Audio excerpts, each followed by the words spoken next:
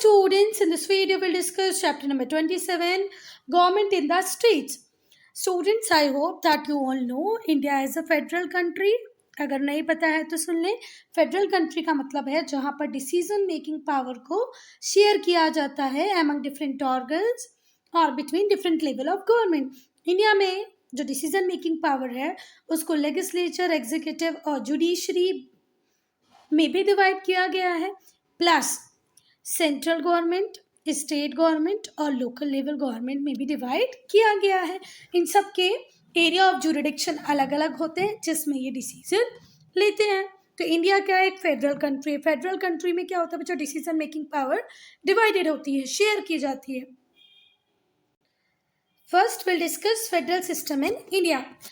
आप सबको पता है कि इंडिया एक डेमोक्रेटिक कंट्री है और डेमोक्रेटिक कंट्री का क्रूशियल इंपॉर्टेंट फीचर होता है पावर शेयरिंग. ठीक है बात, पावर को शेयर करना. कौन सी पावर को शेयर करना है? डिसीजन मेकिंग पावर को शेयर करना है. इससे क्या होता है, जो डिफरेंट वॉइसेस हैं, सोशल ग्रुप्स हैं, माइनॉरिटीज़ हैं, सबकी आवाज़ को हम, सबकी बातों को हम अकोमोडेट कर सकते हैं. इससे क्या होता है बच्चा, अगर आपने पावर लेजिस्लेचर को भी दी है, जुडिशरी को भी दी है, एग्जीक्यूटिव्स को भी दी है, या सेंट्रल गवर्नमेंट के पास भी है, स्टेट गवर्नमेंट के पास भी है, लोकल लेवल गवर्नमेंट के पास भी है, तो पावर का कॉन्सेंट्रेशन नहीं होता. कॉन्सेंट्रेशन मतलब एक ही हाथों में पावर इकट्ठी नहीं होती, पावर सब में बटी हुई होती है. So, federal system prevents the concentration of power in the hands of few individuals or a group. थोड़े लोगों के हाथ में ही पावर है, ये तो अच्छी बात नहीं है, और इसको इंश्योर कराता है कौन? फेडरल सिस्टम की. अगर आपने फेडरल सिस्टम अडॉप्ट किया, it means there will be no concentration of power. India में we have federalism. इसका मतलब है जो स्टेट्स होते हैं वो यूनाइट हैं under central authority. Central government सारे स्टेट के ऊपर भी कंट्रोल रखती है, पर जहाँ एक स्टेट की इंटरनल अफेयर की बात होती है तो वो इंडिपेंडेंटली डिसीजंस ले सकता है. राजस्थान की गवर्नमेंट, मध्य प्रदेश की गवर्नमेंट, उनके एरिया में उन्हें क्या डेवलपमेंट करना है इसके लिए डिसीजंस ले सकती हैं. And all in all 28 states के ऊपर किसका कंट्रोल होता है? सेंट्रल गवर्नमेंट का. जो गवर्नेंस है इंडिया में उसको 3 लेवल पे स्ट्रक्चर किया गया. Union government, that is also called central government. Eight the centre में सेंट्रल गवर्नमेंट है, उसी को हम यूनियन गवर्नमेंट भी कहते हैं, या यूनियन गवर्नमेंट को हम सेंट्रल गवर्नमेंट भी कहते हैं. फिर सेकेंड स्टेट गवर्नमेंट, हर स्टेट में होगी. Local self government rural areas में भी होगी और अर्बन एरियाज में भी होगी. All the rural areas and urban areas has local self-government, state has a state government, and at the central level we have union government.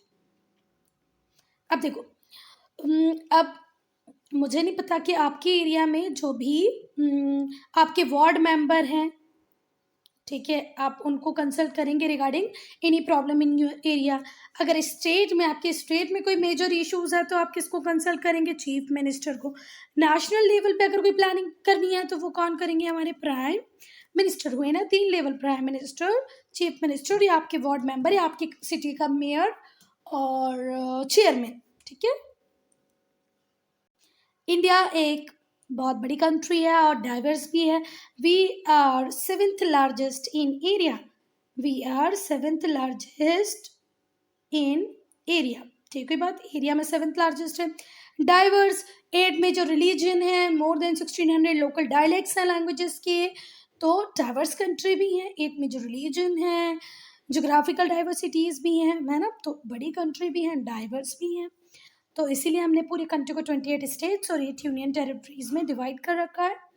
जो state government होती है वो कौन इलेक्ट करता है? वहाँ के अपने लोग. State government have their own elected government. State government की खुद इलेक्टेड गवर्नमेंट होती है. यूनियन टेरिटरीज सब नेशनल एडमिनिस्ट्रेटिव डिवीजन होते हैं जिनको गवर्न किया जाता है यूनियन गवर्नमेंट के द्वारा. ठीक है. तो union territories are govern by union government. ठीक है. और जो स्टेट गवर्नमेंट्स होगी उनकी अपनी गवर्नमेंट होगी. हर स्टेट का एक सीएम होगा. ठीक है. यहाँ पर भी 2 क्या हैं? अपवाद हैं. 2 अपवाद मीन्स इंग्लिश में एक्सेप्शन. एक एक्सेप्शन है कि जो दिल्ली है, पुदुचेरी है, मतलब पौंडीचेरी, पुदुचेरी और जम्मू कश्मीर, ये यूनियन टेरिटरीज तो हैं स्टूडेंट्स, पर यहाँ पर स्टेट मतलब चीफ मिनिस्टर भी होंगे, ठीक है। पुदुचेरी और दिल्ली में है, और जो जम्मू कश्मीर की सीट है वो अभी वेकेंट है। लाइक द यूनियन, जैसे यूनियन गवर्नमेंट में पावर शेयर की जाती है लेजिस्लेचर, एग्जीक्यूटिव और जुडिशरी के बीच में, वैसे ही स्टेट गवर्नमेंट भी अपनी पावर को शेयर करता है बिटवीन 3 आर्म्स। वो 3 आर्म्स हैं लेजिस्लेचर, एग्जीक्यूटिव और जुडिशरी। जो हेड है स्टेट का वो है गवर्नर, पर जो रियल पावर होती है वो किसके पास होती है? चीफ मिनिस्टर के पास। Same as at the centre, real power rest in the hand of prime minister, but head of the country we call whom head of the country? President. Okay. Chief minister के पास power है, council of ministers के पास भी power होती है, पर हम हेड ऑफ द स्टेट देते हैं गवर्नर को। जो स्टेट लेजिस्लेचर होता है उसमें 2 हाउसेस होते हैं, लेजिस्लेटिव असेंबली जिसे हम विधानसभा कहते हैं, लोअर हाउस, ठीक है। लेजिस्लेटिव काउंसिल जो होता है विधान परिषद, इसे हम बोलते हैं अपर हाउस। तो 2 हाउसेस होते हैं, लेजिस्लेटिव असेंबली और लेजिस्लेटिव काउंसिल। लेजिस्लेटिव असेंबली को हिंदी में बोलते हैं विधानसभा, लेजिस्लेटिव काउंसिल को हम बोलते हैं विधान परिषद। विधानसभा lower house, Vidhan Parishad upper house, ठीक है बात। The state judiciary is headed by high court, जैसे नेशनल लेवल पे जो हाईएस्ट जुडिशियल बॉडी होती है वो होती है सुप्रीम कोर्ट, स्टेट लेवल पे हाईएस्ट जुडिशियल बॉडी होती है high court. 2 houses at national level, Lok Sabha and Rajya Sabha, 2 houses at state level, legislative assembly and legislative council. Commonly Hindi में हम इन्हें विधानसभा और विधान परिषद से भी जानते हैं। Executive at the state level, अगर स्टेट लेवल पे हम एग्जीक्यूटिव्स की बात करें तो इंडिया में हमने सेम पैटर्न अडॉप्ट किया है, जैसा हम सेंट्रल लेवल पे करते हैं वैसे ही स्टेट लेवल के लिए भी। क्लास 6 में आपने रूरल और अर्बन एरियाज को पढ़ा है, अब हम लोग देखेंगे स्टेट लेवल में क्या स्ट्रक्चर है। पहले होते हैं गवर्नर। गवर्नर कौन होते हैं? हेड ऑफ द स्टेट, ठीक है। पर रियलिटी की बात करें तो जो गवर्नर है वो सिर्फ नॉमिनल हेड है एग्जीक्यूटिव का। जो रियल हेड होता है एग्जीक्यूटिव्स का वो होता है चीफ मिनिस्टर, जिसको असिस्ट करता है, जिसको हेल्प करता है काउंसिल ऑफ मिनिस्टर्स, ठीक है बात।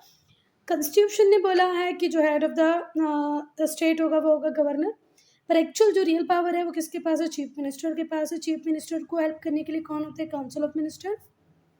जो गवर्नर होता है उसको प्रेसिडेंट ऑफ इंडिया अपॉइंट करते हैं, किसकी एडवाइस पे? यूनियन गवर्नमेंट की एडवाइस पे, सेंट्रल गवर्नमेंट की एडवाइस पे, यूनियन गवर्नमेंट की एडवाइस पे प्रेसिडेंट अपॉइंट करते हैं किसी भी स्टेट के गवर्नर को, और ही or she hold the office at the pleasure of the president. President की वजह से ही प्रेसिडेंट ने आपको इलेक्ट किया, इसीलिए आप उस ऑफिस में रहेंगे।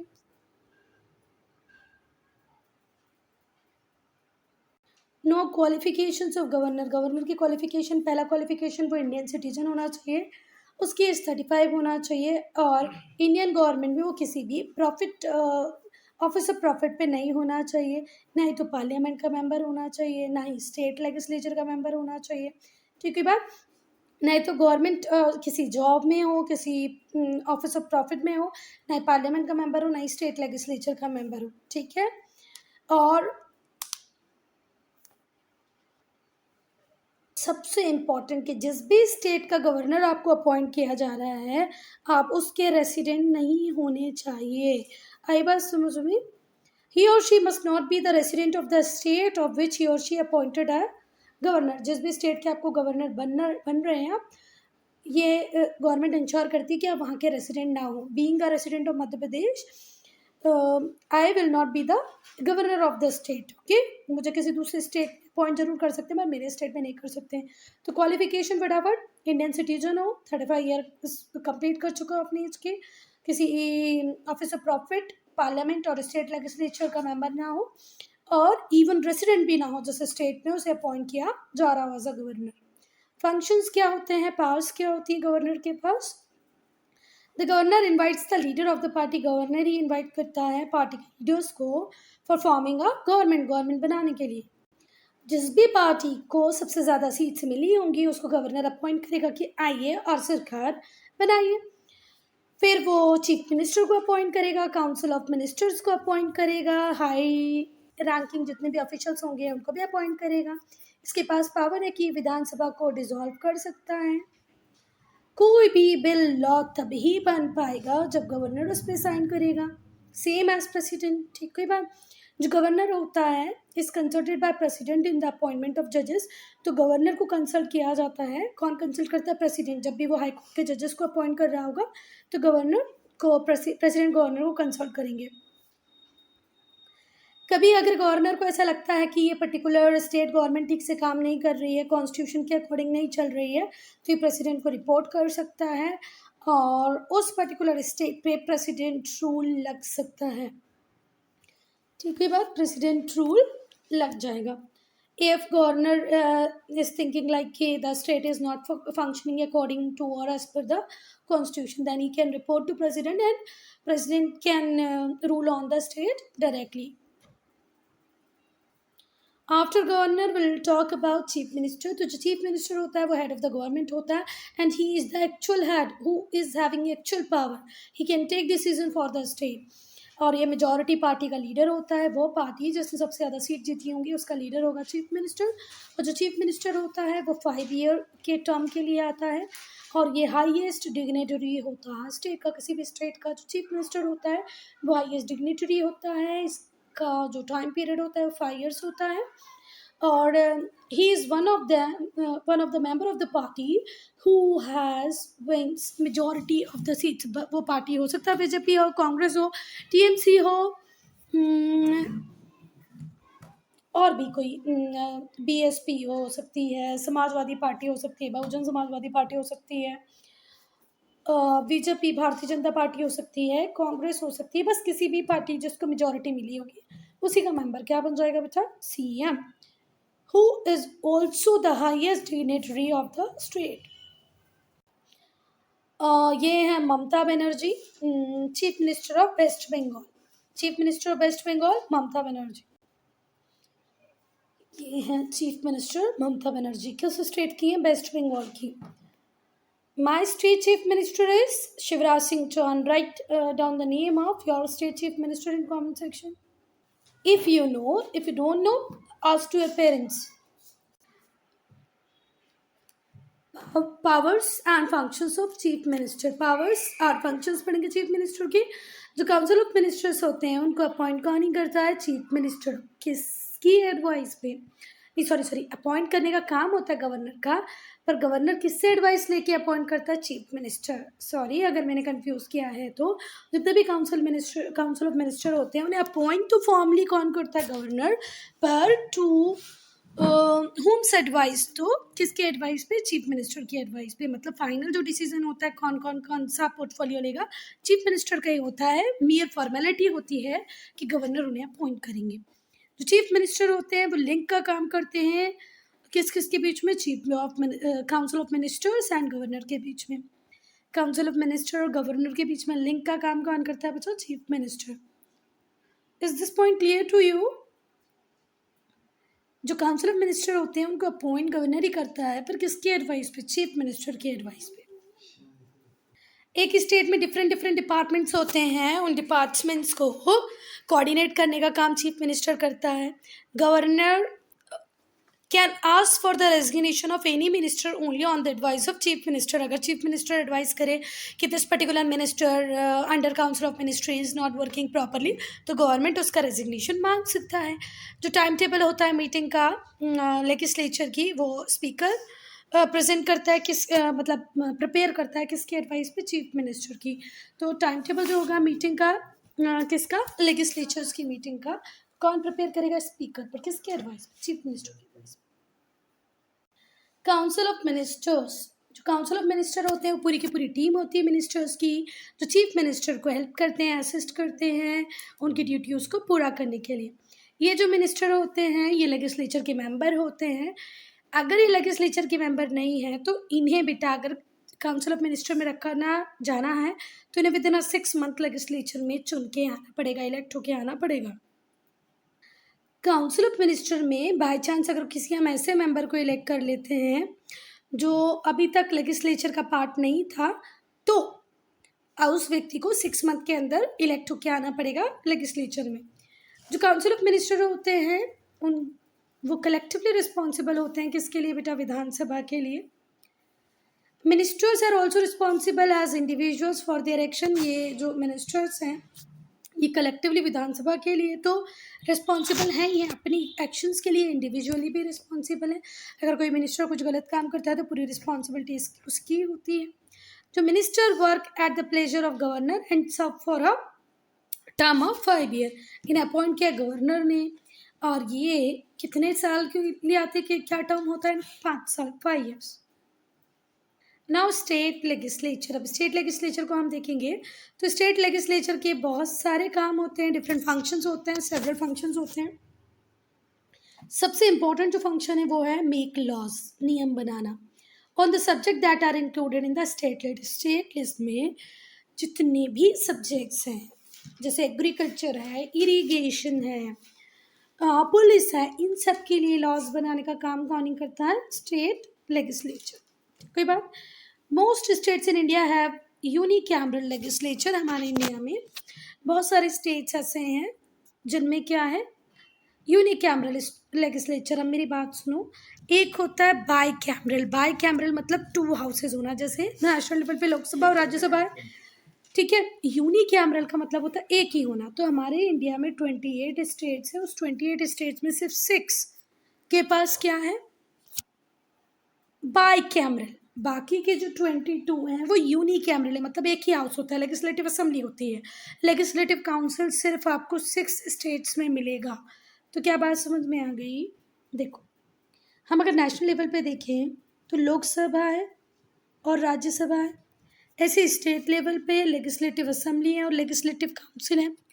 पर बहुत सारे स्टेट्स में सिर्फ लेजिस्लेटिव असेंबली है, और कितने हैं वो? ये 22। और लेजिस्लेटिव काउंसिल और लेजिस्लेटिव असेंबली दोनों बाई कैमरल स्ट्रक्चर सिर्फ 6 स्टेट्स में ही है, ठीक है।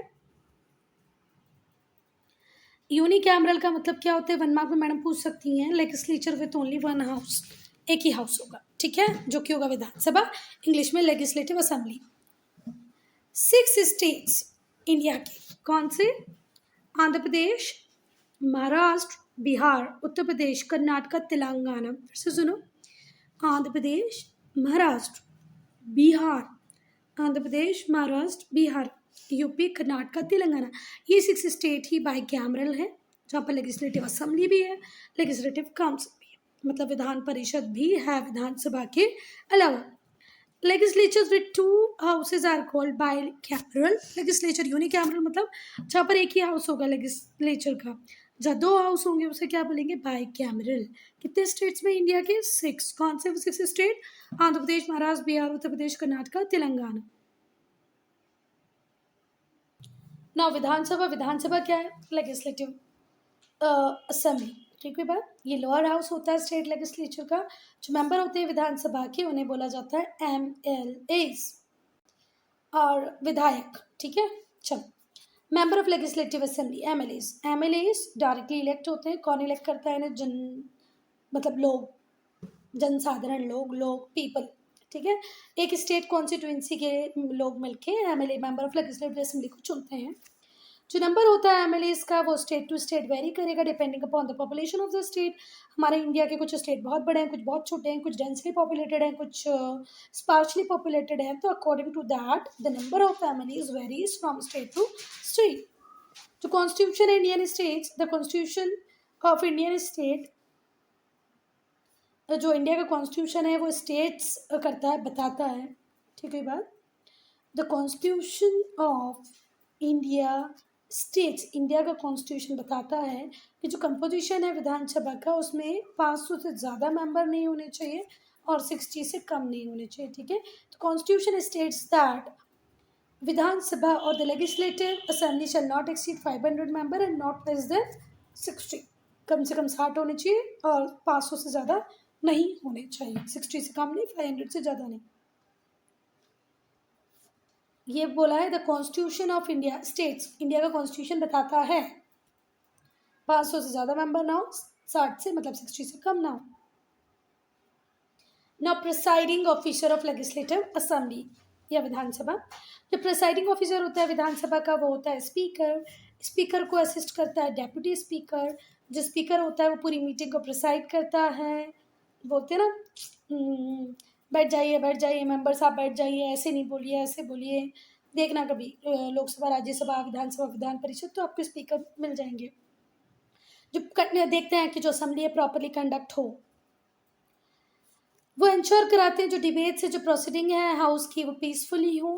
स्पीकर के पास पावर होती है कि वो मेंबर्स के अगेंस्ट में कोई भी डिसीजन ले सकता है।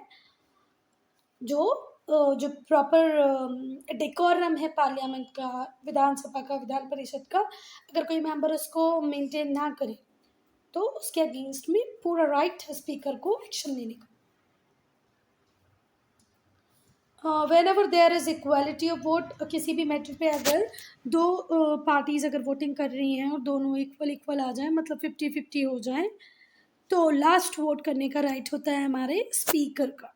ठीक है, और जब स्पीकर नहीं रहेगा तो ये राइट और ये पूरा काम देखने की जिम्मेदारी होती है डेप्यूटी स्पीकर की। ठीक है बात। चलो, अगर किसी मैटर में टाई हो रहा हो तो जो स्पीकर है उसके पास राइट है कि वो वोट देके मैटर को सॉल्व कर ले, और अगर स्पीकर नहीं है तो डेप्यूटी स्पीकर सारे कामों को संभालेगा। जो टर्म होता है विधानसभा का वो 5 years होता है, और गवर्नर इसे एक्सपायरी के पहले भी डिसॉल्व कर सकता है if you find something unconstitutional then only. Okay, जो पार्लियामेंट है उसका टर्म एक्सटेंड भी किया जा सकता है ड्यूरिंग स्टेट इमरजेंसी। तो गवर्नर पहले भी डिसॉल्व कर सकता है, इसका टाइम पीरियड बढ़ भी सकता है, कब? स्टेट इमरजेंसी के टाइम में।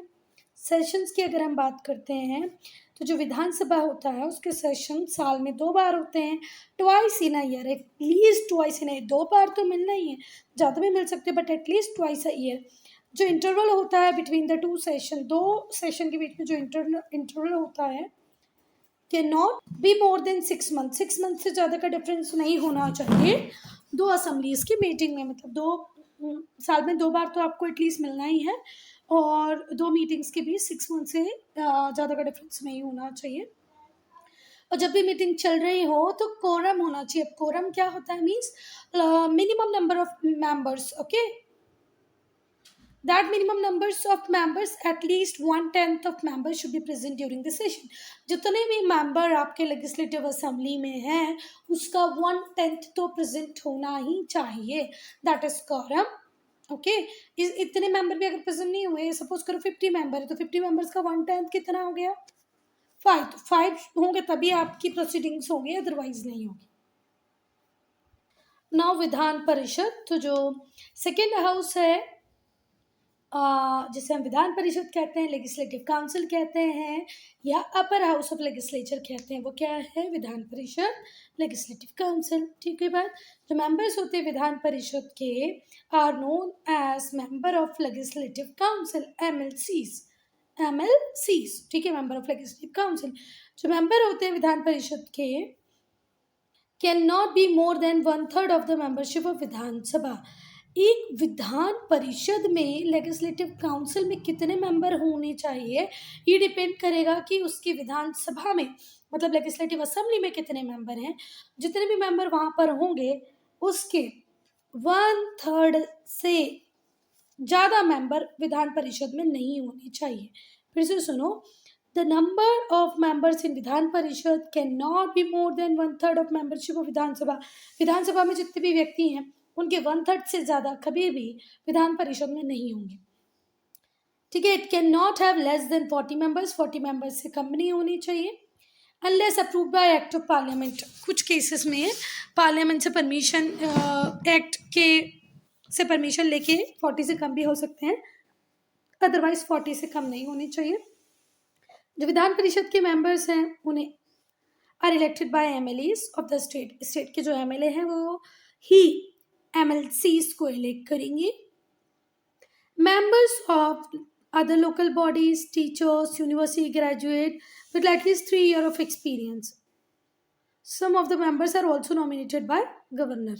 तो कौन कौन करेंगे इन लोगों को इलेक्ट? विधान परिषद के मेंबर्स को elect MLAs, members of local bodies, जितनी भी लोकल बॉडीज होंगी उनके मेंबर्स, टीचर्स, यूनिवर्सिटी ग्रेजुएट जिनको 3 साल का एक्सपीरियंस होगा, वो लोग सब इलेक्ट करने के लिए आएंगे, और कुछ को गवर्नर भी नॉमिनेट कर देता है कुछ मेंबर्स को। ठीक है, some of the members are also nominated by governor. Term जो विधान परिषद होता है परमानेंट हाउस होता है, कभी डिसॉल्व नहीं होता है। जो MLCs होते हैं वो 6 ईयर के टर्म को पूरा करते हैं, और जो 1/3 मेंबर्स होते हैं विधान परिषद के वो हर 2 साल में रिटायर हो जाते हैं। 1/3 of the member of Vidhan Parishad retire after every 2 year. हर 2 साल में 1/3 मेंबर रिटायर हो जाएंगे। इनका टर्म 6 ईयर का होता है। क्वालिफिकेशंस क्या होना चाहिए? वो इंडिया का सिटीजन होना चाहिए। जितने भी क्वालिफिकेशन पार्लियामेंट में प्रिस्क्राइब किए गए हैं वो उनके पास होना चाहिए। कोई प्रॉफिट वाली पोजीशन इसके पास नहीं होनी चाहिए, ठीक है। भले वो स्टेट गवर्नमेंट हो या सेंट्रल गवर्नमेंट हो, दोनों का ही जॉब इनके पास नहीं होनी चाहिए। अनसाउंड माइंड मतलब पागल ना हो। विधानसभा के लिए जो इलेक्शंस है, अगर आपको विधानसभा का मेंबर बनना है तो आपकी उम्र 25 साल होनी चाहिए, पर विधान परिषद का जब आपको मेंबर बनना है तो आपकी उम्र 30 ईयर्स होनी चाहिए, 30 होनी चाहिए। आपको लेजिस्लेटिव असेंबली में जाना है 25 ईयर्स कंप्लीट करने के बाद जा सकते हो, पर आपको अगर लेजिस्लेटिव काउंसिल में जाना है, MLC बनना है, तो 30 ईयर आपकी एज होनी चाहिए।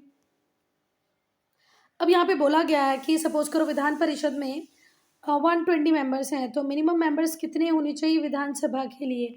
तो 120 मल्टीप्लाई बाय 3, 0 3 2 just 6, 3 1 जो 3, मतलब 360 मेंबर तो उसके लेजिस्लेटिव असेंबली में होने चाहिए, तब जाके 120 मेंबर्स कहाँ पर आएंगे?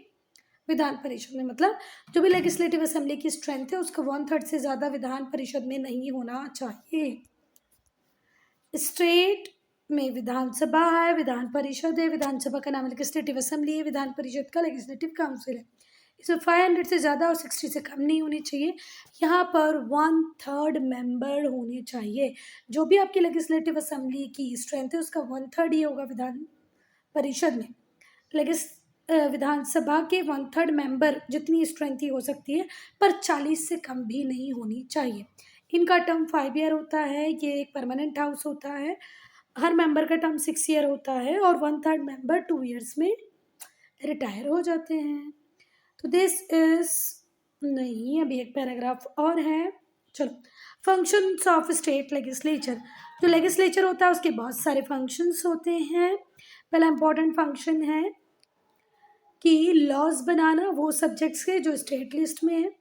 जो स्टेट लिस्ट है उसमें वो सारे सब्जेक्ट होते हैं जिसपे स्टेट नियम बना सकता है।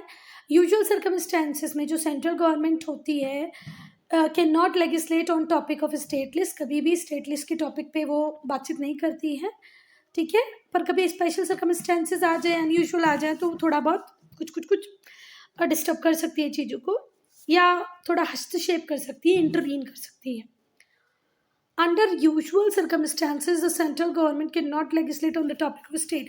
Usual circumstances में तो कभी भी सेंट्रल गवर्नमेंट कोई प्रॉब्लम नहीं क्रिएट करेगी स्टेट लिस्ट में या स्टेट के मैटर्स में, पर कभी कई बार कुछ अनयूजुअल कंडीशन आ जाती हैं तो सेंट्रल गवर्नमेंट इंटरवीन करती है।